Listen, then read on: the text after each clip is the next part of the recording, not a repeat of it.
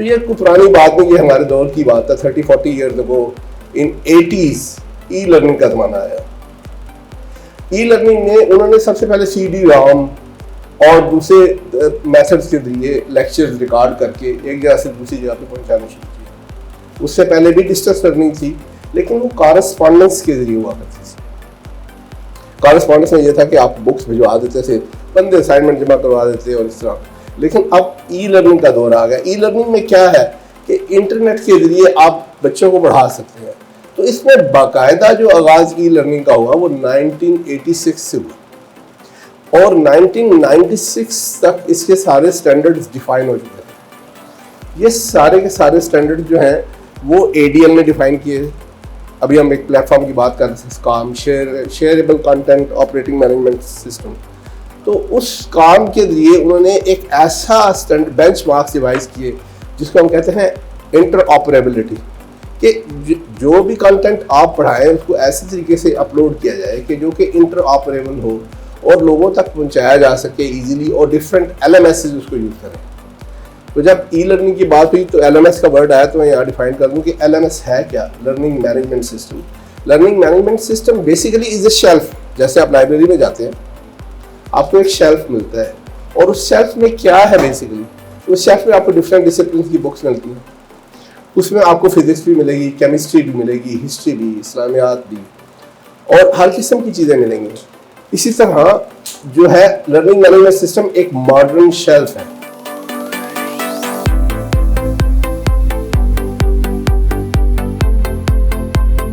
हमारे पास तो ये जो बच्चे हैं they belong to 10+2। 10+2 is a stage where you are developing their expression. आप उनको लिखना सिखा रहे हैं। अगर हम उसमें टेक्नोलॉजी को, बहुत ज़्यादा एनिमेशन को और बहुत ज़्यादा कॉम्प्लिकेटेड स्ट्रक्चर्स को, वीडियोस को दिखा के उनको मैस्मराइज कर लेंगे तो दे वोंट लर्न। उनको तो लर्न करके with in A given time period उसको मेमोराइज करके, अंडरस्टैंड करके दे नीड टू स्कोर। तो ये इसलिए जो हैंड राइटिंग है इट्स वेरी इंपॉर्टेंट इसमें। और हमने जो इसमें एग्जामिनेशन और असेसमेंट सिस्टम रखा है उसके अंदर भी स्टूडेंट जो है अपना क्वेश्चन पेपर हल करके सबमिट करता है हाथ के साथ। फिर हमारे टीचर उसको अंडरलाइन करके बाकायदा जिस तरह फीडबैक होती है आप एग्जामिनेशन में देते हैं, हमने उनको XP पेन्स लेके दिए हुए हैं, हर चीज़ मौजूद है उनके पास। On the basis of that वो उसको फीडबैक देते हैं and then they interacted with them on telephone and zoom and they tell them that what they need to do to improve their studies. तो मीन्स कि ये सारा कुछ ना आप कहें कि ये सोचे समझे मंसूबे के तहत एक साजिश है बच्चों को पढ़ाने की, तो उसके लिए हमने किया ये सारा कुछ। अब देखें कि हमने मेक श्योर किया है, माइन्यूट डिटेल की बात हम कर रहे हैं। अब हमने मेक श्योर किया है कि जब टीचर फिनिश करता है तो where he should place himself, ताकि उसके साथ उसके कलर्स इंटरेक्ट ना करें और स्टूडेंट डिस्टर्ब ना हो। क्योंकि we are in university of education where you people are specialising how to deliver.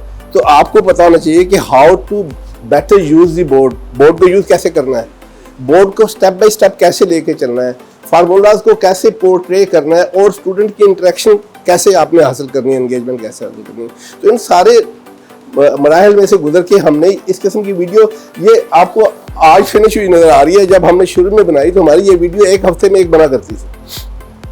अब तो हम 10-10 वीडियोस एक दिन में बना लिया करते हैं। अच्छा, अब आप लोग ने सब ने इंग्लिश पढ़ी है, इस तरह टीचर ड्रा करके पढ़ाता है, देखा अभी आपने? आपके पास भी बोर्ड होते हैं, व्हाइट बोर्ड होंगे, ब्लैक बोर्ड होंगे, कभी इंग्लिश के टीचर ने इस तरह ड्रा करके कुछ चीज़ पढ़ाई है? तो we try to make sure to create an environment where students can easily learn. तो हम बात कर रहे थे कि ई लर्निंग के स्टार्टअप की, तो हमने जो फिर इन तमाम मसाइल को स्टूडेंट के सामने रखते हुए, क्योंकि इंटरनेट ने, अब हम जितना भी क्रिटिसाइज करें इंटरनेट को, मोबाइल को, जो कंप्यूटर है इसको जितना भी क्रिटिसाइज करें, ये इट्स गोइंग टू बी वोग। हर चीज़ अब सोसाइटी का हिस्सा है। हम रोज़ इंटरनेट से कुछ ना कुछ सीख रहे हैं। DIY के जरिए, डू इट योरसेल्फ, कोई कंघी करना सीख रहा है, कोई चुटिया बनानी सीख रहा है, कोई दरवाज़ा ठीक करना सीख रहा है। कभी हमारे घर में कोई चीज़ खराब हो जाती है, वहाँ पर हम जहाँ रहते हैं UK में, तो वहाँ पर से एक प्लम्बर बुलाना बाद का तदाब बन जाता है, तो हम वो नलका खोल के खुद ठीक कर लेते हैं, वो YouTube से वीडियो निकालते हैं। तो वो ई लर्निंग है basically. We are doing e-learning every day. But इसमें प्रॉब्लम क्या है कि हमारी जो सोसाइटी है थोड़ी सी, वो समझते हैं कि बच्चा जब सीरियस पढ़ने के लिए जा रहा है तो वो उसी वक्त पढ़ेगा जब वो कॉलेज में या किसी फिजिकल ट्यूशन एकेडमी में जाके बैठेगा, जबकि ऐसा नहीं है।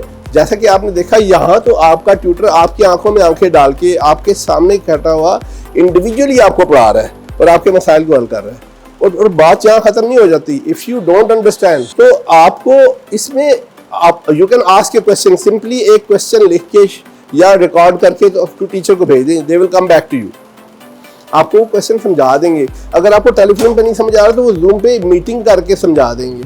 तो we are trying to deliver everything. इसमें हमारे LMS में आपके पास नोट्स हैं, आपके पास शॉर्ट क्वेश्चन हैं, एवरीथिंग है।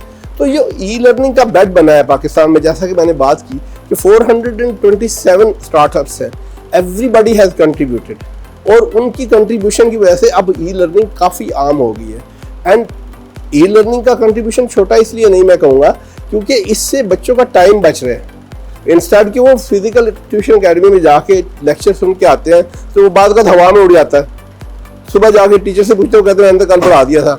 अब आपके पास रिकॉर्डेड लेक्चर के सूरत में वो घर पे मौजूद है। कोई भी बंदा लाहौर में, मैं जेलम से हूँ, बड़ा छोटा सा शहर है, हमारे ज़माने में, मैं अपने आप में से हो सकता है बहुत सारे लोग उस वक्त पैदा भी ना हुए हो, 1984 की बात करता हूँ, तो सबको तो 300 रुपीज़ पर सब्जेक्ट ट्यूशन चार्ज किया करते थे जेलम में, लाहौर की बात नहीं करता हूँ। तो फिजिक्स केमिस्ट्री बायोलॉजी पढ़ा करते थे। तो हमारा जो सारा सिस्टम है ये एक साल के लिए 20,000 रुपीज़ चार्ज करता है आज के दौर में, जब prices 20,000 rupees for all 6 subjects, और इसमें 30,000 वीडियोज़ हैं, और कोई भी वीडियो हमारी 10 से 15 मिनट से ज़्यादा नहीं है। ताकि हमने ब्रेक डाउन कर दिया क्योंकि हमें पता बच्चों का टाइम बड़ा कीमती है, अटेंशन टाइम। ऊपर से जो हमारे पास रिसर्च कर रहे हैं स्कॉलर्स हैं एजुकेशन में, उन्होंने कहा जी कि 20 मिनट से ज़्यादा अटेंशन टाइम किसी बच्चे का नहीं होता, और एक दिन में आप किसी कहीं भी 40 मिनट से ज़्यादा लर्निंग नहीं करवा सकते। ये क्लासेस हम वहाँ अटेंड किया करते थे जब टीचर सेशन के लिए जाया करते थे, तो वहाँ से हमने ये चीज़ें उठाई। तो अब जितना भी आपको हमारा काम मिलेगा वो बाइट साइज में होगा। उसमें हमारे शॉर्ट क्वेश्चन भी जो है वीडियो लेक्चर्स में हैं, हमारे MCQs भी एक्सप्लेन्ड है, हमारा जो है न्यूमेरिकल भी सारे एक्सप्लेन्ड है।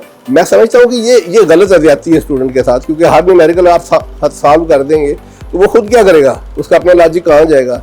लेकिन दिस इज द नीड, और आने वाले वक्तों में जब वो SLO बेस्ड हो जाएगा सारा कुछ, जिसके ऊपर तमाम तालीमी माहिरीन मुत्तफिक हैं, SLO बेस्ड लाने का मतलब यह है कि ताकि बच्चों के ज़हन को इंट्रीग किया जाए और उनको इस काबिल किया जाए कि वो खुद सोच के समझ के उसके ऊपर अपनी मर्जी से जवाब लिखें। पर सवाल यह है कि आपके टीचर जितने ट्रेंड हैं हर माइंड को रीड कर सकें, तो उनको भी ट्रेन करने के लिए आप यूनिवर्सिटी ऑफ एजुकेशन है, आपको करना पड़ेगा काम कि वो उस लेवल पे जाए कि हर बंदे की सोच को समझ सकें, कि वो प्रोजेक्टाइल मोशन को 120 स्टाइल से लिखा जा सकता है एंड इट डिलीवर्स। तो लेकिन अब आज का जो हमारा इशू है वो ये है कि अगर बच्चा वो फुल स्टॉप डॉट कामा नहीं डालता तो उसके भी नंबर काट जाते हैं। हमारे जो हमारा तो नहीं कहा जा सकता, मैं कुछ अर्से से हम वहाँ हैं, हम तो यहीं पढ़े हैं, तो वहाँ पर जो पढ़ने का स्टाइल है उसमें यह है कि आप 10 मिनट 15 मिनट में जो भी क्वेश्चन सॉल्व करते हैं, अगर if you are following this same line of action, जो आप लॉजिक आप सही कर रहे हैं, तो आपको उसके नंबर मिलते चले जाएंगे चाहे आपका जवाब गलत हो। लेकिन यहाँ पे ऐसा नहीं है, तो हमें इस स्टाइल को भी देख के चलना पड़ेगा। तो मेरा ये कहना है कि ई लर्निंग के स्टार्टअप्स जो हैं वो उन्होंने बहुत सारे इश्यूज को सॉल्व किया है, और एक ही चीज़ दुनिया में सस्ती हुई है, इंटरनेट और मोबाइल टेलीफोन, बाकी तो हर चीज़ महंगी हो रही है।